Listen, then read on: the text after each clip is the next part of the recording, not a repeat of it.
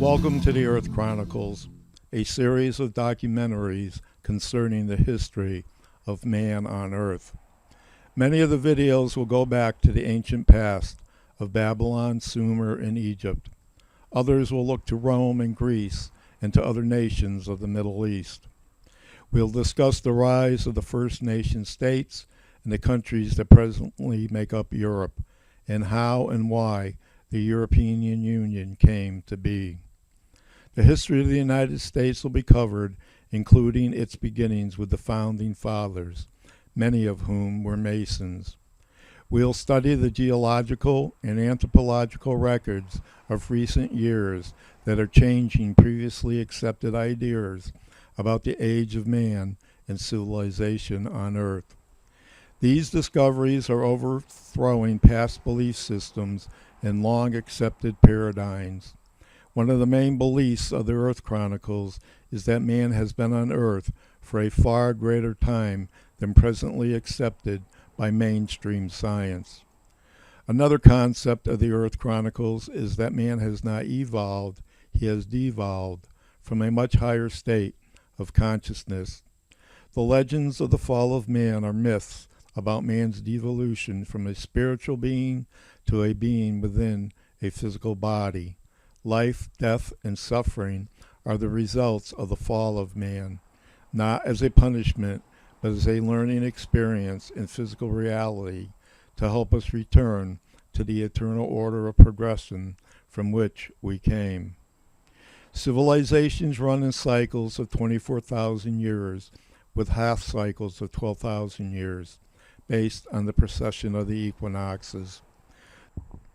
The present cycle started approximately 10,000 years BC, which added to the 2,000 years since Christ gives a total of 12,000 years.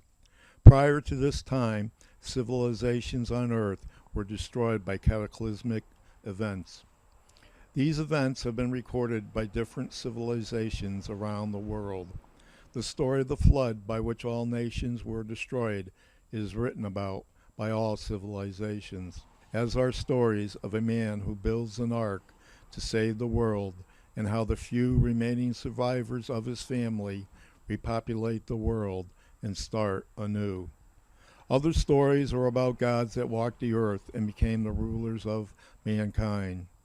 These gods taught man the sciences, i.e., fire making, metalworking, mathematics, planting, harvesting, weaving, music, the construction of buildings, and the science of the stars, astronomy. World myths are filled with these stories. In all mythologies, the gods were always male and female.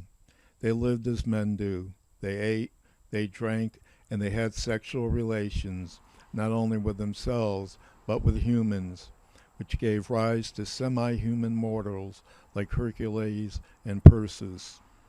What are these stories trying to tell us? What are we missing? Did gods once walk upon the earth? Did they mate with mankind? What was the result? Did the flood by which the earth was destroyed have anything to do with it? We have all heard about terrifying beasts that lived long ago. Dragons, leviathans, huge flying fish, saber-toothed tigers, and of course, the dinosaurs. What happened to all these animals that they suddenly became extinct? The idea behind the Earth Chronicles is the belief that when the hard questions of life are asked, they never get answered. Where did we come from? Where are we going? Does man have to die? What causes disease? Why is the biggest business in the world war? Why do men choose to kill each other instead of helping one another? Why is competition taught at such an early age instead of cooperation? Is there a purpose to life? What is that purpose? And is our government structured to bring about that purpose, or is it constructed to simply continue life as it is? Why give in so easy? Why not find life's purpose and live accordingly?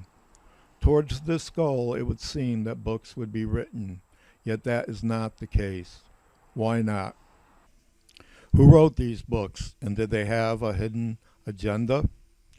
Where are all the manuscripts from the ancient libraries of Alexandria, Pergamum, Constantinople, and the House of Wisdom in Baghdad? The Catholic Church has burned and destroyed many works throughout history, including those by Michelangelo, Descartes, Rousseau, Francis Bacon, Copernicus, and Galileo. Yet the world's largest library is underground beneath the Vatican. Very few individuals are allowed to use it, including priests, cardinals, and church scholars.